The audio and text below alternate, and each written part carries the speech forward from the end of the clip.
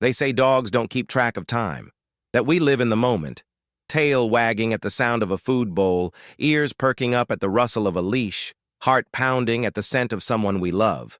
But they're wrong. Time does pass differently for us. It's not about hours or calendars. It's about how long it takes for hope to leave your bones. I didn't always live behind metal bars. I used to run through tall grass with my brothers, tumble under sunlight, bark at butterflies. Back when I was just a pup, the world was full of noise and color and warmth. I remember the smell of lavender from the lady who held me the first time. Her hands trembled, but her laugh was bright. She called me Toby. That was my name. Still is, even if no one's spoken it in months. The shelter came after. After the house emptied, after her voice stopped calling me in from the porch, after strangers filled my bowl and no one looked me in the eye. I don't know why I was left here. Maybe they had no choice. Maybe they thought someone would come for me. They didn't. The first few days, I waited near the front of the kennel.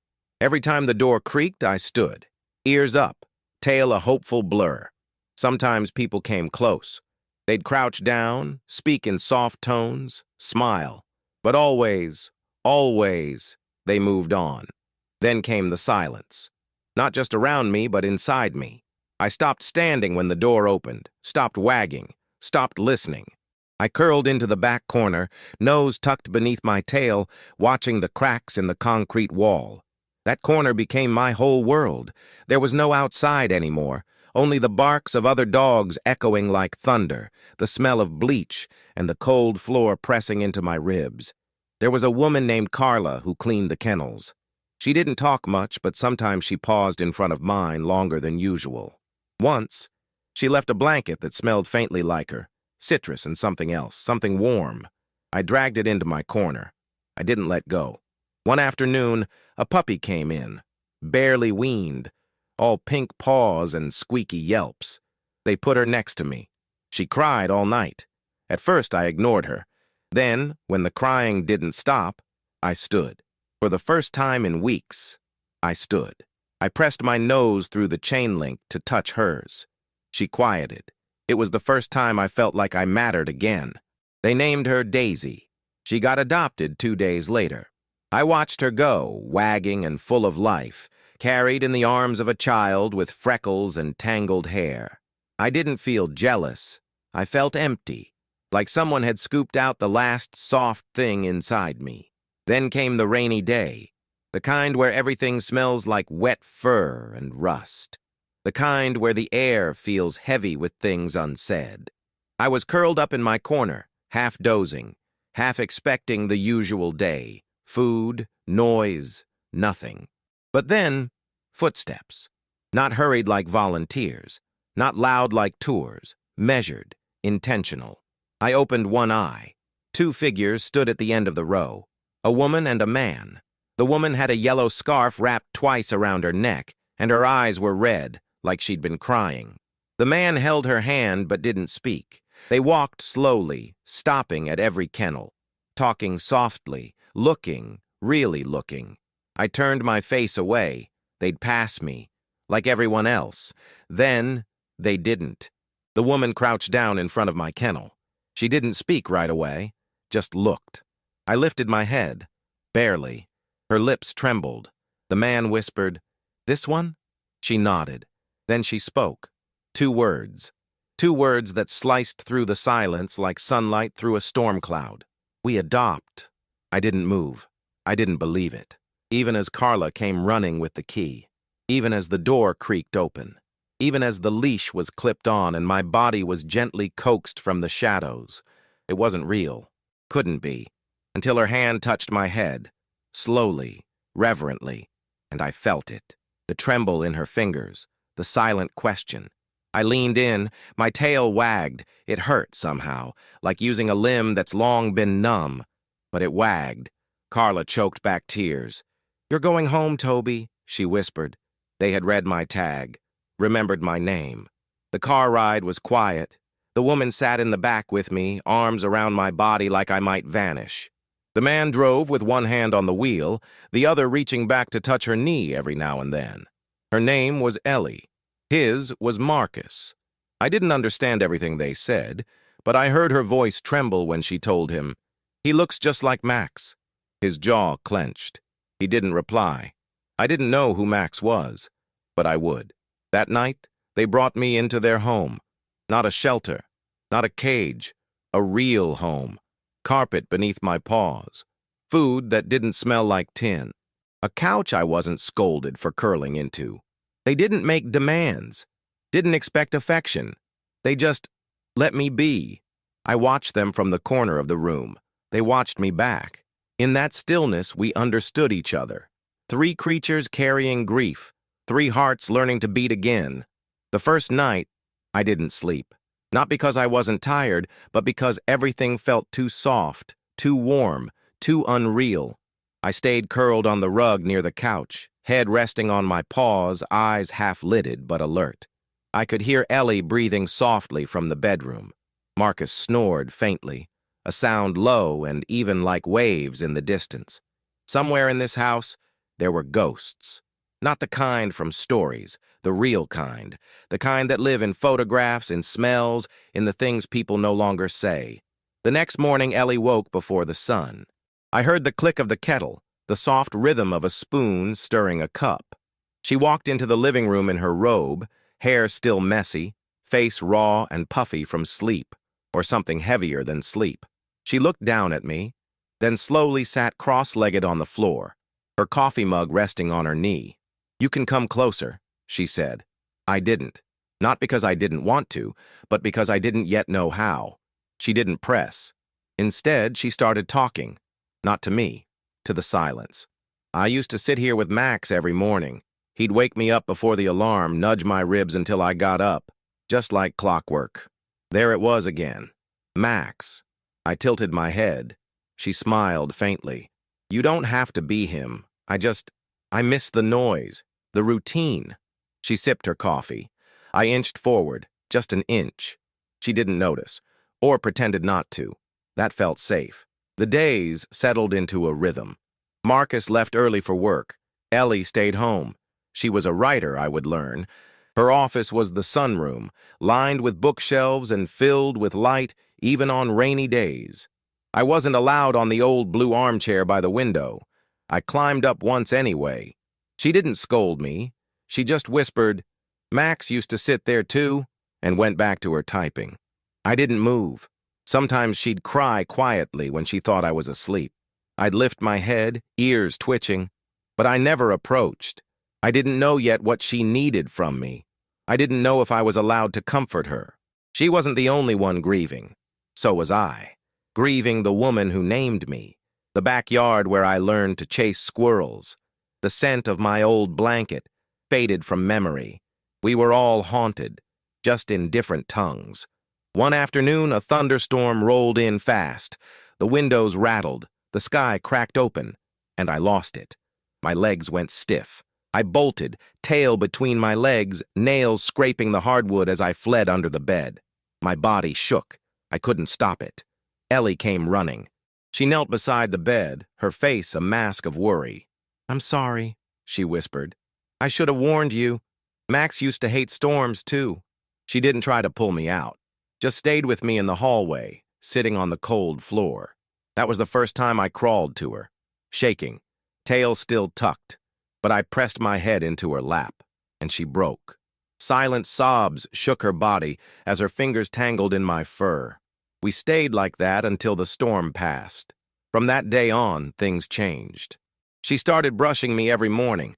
She hummed when she did it. Not a song, just a sound. Like she was trying to remember how music worked. Marcus came home with a new leash one night, bright red. "You need fresh starts too, huh, buddy?" I wagged. Still careful, still slow, but I wagged. The first walk was awkward. I didn't know the neighborhood. Every noise startled me. A bike, a garbage truck, a squirrel. But Ellie was patient. She let me sniff, let me stop, let me decide when to move.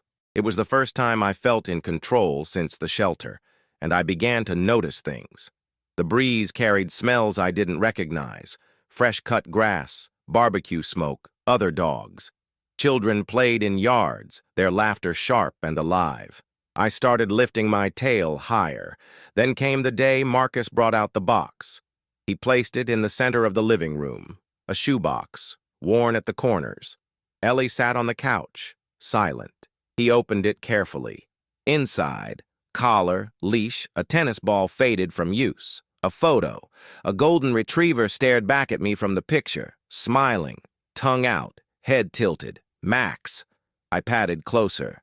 Ellie reached down and gently touched my head. "You're not him," she said. Then her voice cracked. "But thank you for coming." Marcus nodded slowly. We needed to start again. I leaned into her hand, and for the first time since I'd left the shelter, I felt it. Not just the absence of fear, but the beginning of belonging. I wasn't a replacement. I wasn't a ghost. I was here, in the now, in the warmth, in the room where life was slowly beginning again. And this time, I wasn't alone. I had been home for 2 months when it happened. By then, I knew the creaks of the wooden floor in the hallway. I knew where the sun hit the window in the morning and where Ellie liked to rest her tea mug on the armrest.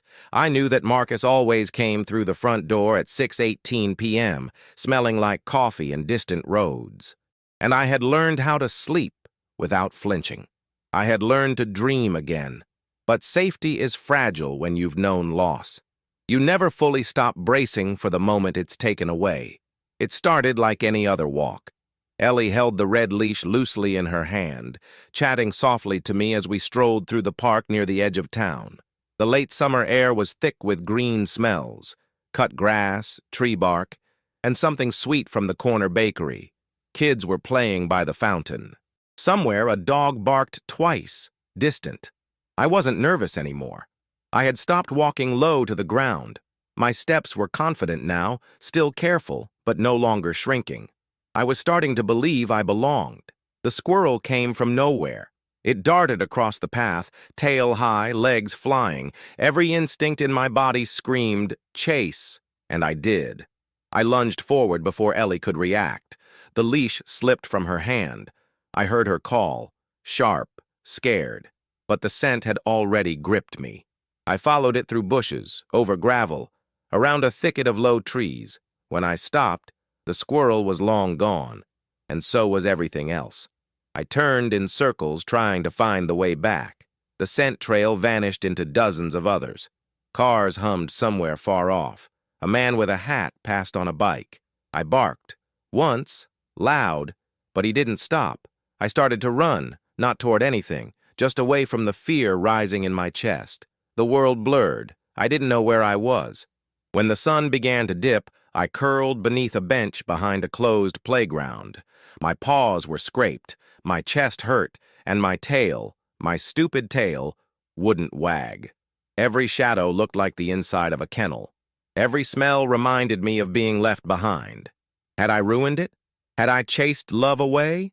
Would they stop looking? But Ellie was looking. So was Marcus. They printed flyers. They knocked on doors. They drove up and down streets I didn't know, calling my name into the wind. Toby. It was the first time they'd said it in public. It was the first time I realized I wasn't just a dog they brought home. I was theirs. The second night, it rained. I shivered under the same bench, water dripping onto my back. And then, footsteps. I lifted my head. Ellie's voice came before her shape. It was hoarse from crying, worn from shouting, but still hers. "Toby!" I didn't run to her. I limped. I couldn't move fast, but I moved. She dropped to her knees, arms open wide. When I reached her, she didn't speak, just held me like she had on that first stormy night.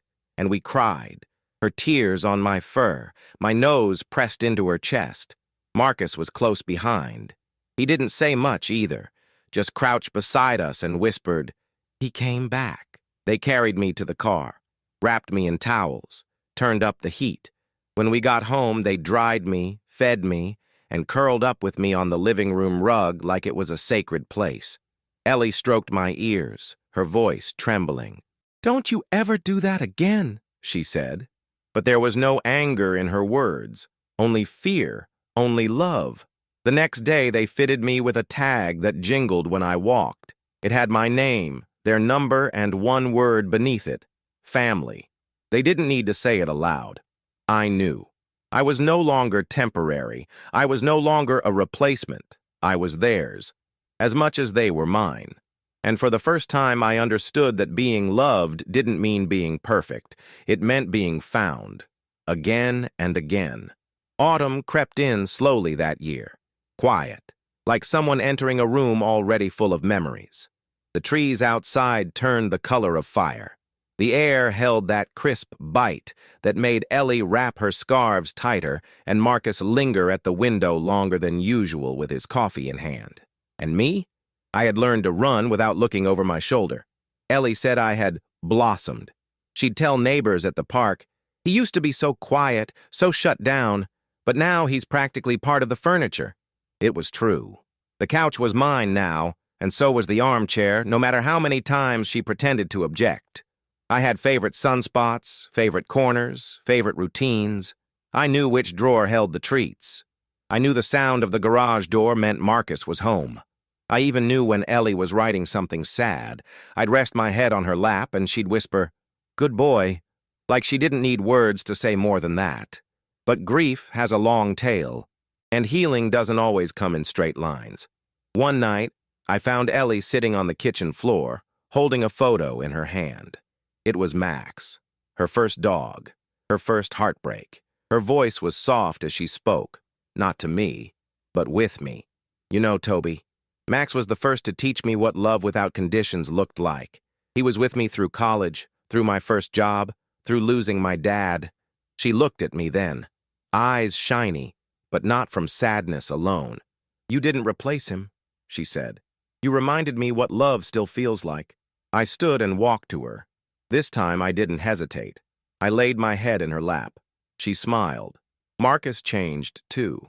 He had been quieter than Ellie, less expressive, but I noticed the shift. He started talking to me during football games, started bringing me socks to guard when he went to work, and one morning after I barked at the mailman a little too enthusiastically, he said with a grin, "That's my boy." 3 words, simple, like, "We adopt." But they landed in my chest like sunlight. The house had once felt like a place waiting for something. Now it pulsed with life again. They laughed more. They cooked together, burned toast, argued over movies. Sometimes I'd find Ellie humming as she worked, the windows open, the breeze rustling the curtains. I'd sit beneath her desk, listening to the rhythm of her keyboard and the occasional muttered curse when a sentence didn't cooperate. And at night, the house exhaled. Soft lights, slow music, warm blankets, and the comfort of knowing no one would disappear tomorrow. One Saturday, Ellie took me to a community event at the shelter. The same shelter I'd once curled into a corner in, invisible and silent. It was different now, warmer somehow. Children ran up to pet me. One little girl asked, "Is he nice?" Ellie beamed. "The nicest." Carla, the volunteer who had once left me that citrus-scented blanket, knelt beside me, eyes wide with disbelief. "Toby," she whispered, "is that you?" I licked her hand, and I swear, for a moment, her eyes filled. We visited the kennels, and I saw them, those curled-up shapes, those wary eyes behind metal bars. One dog in the back corner looked just like I once had. Ellie noticed, too. She knelt quietly, whispering something to Carla. I didn't need to hear it. Somewhere behind me, Marcus chuckled. "You planting ideas again?" he asked her. She shrugged, grinning. "Maybe." And I understood. Love doesn't stop with one rescue. Sometimes healing someone teaches you how to heal more. That night as we returned home, Ellie sat on the porch steps with me beside her. The air was crisp, the stars beginning to show. She looked at me, one hand resting over my chest, where my heartbeat thudded steady and sure. "You saved us," she said, and I believed her. Because they had saved me too. Not with miracles, not with grand gestures, but with warmth, with consistency, with a place I could finally exhale, a place I could call mine. I still don't know how long I spent in the shelter, but I know exactly how long I've been loved, from the moment 2 words broke the silence. "We adopt." And my tail hasn't stopped wagging since.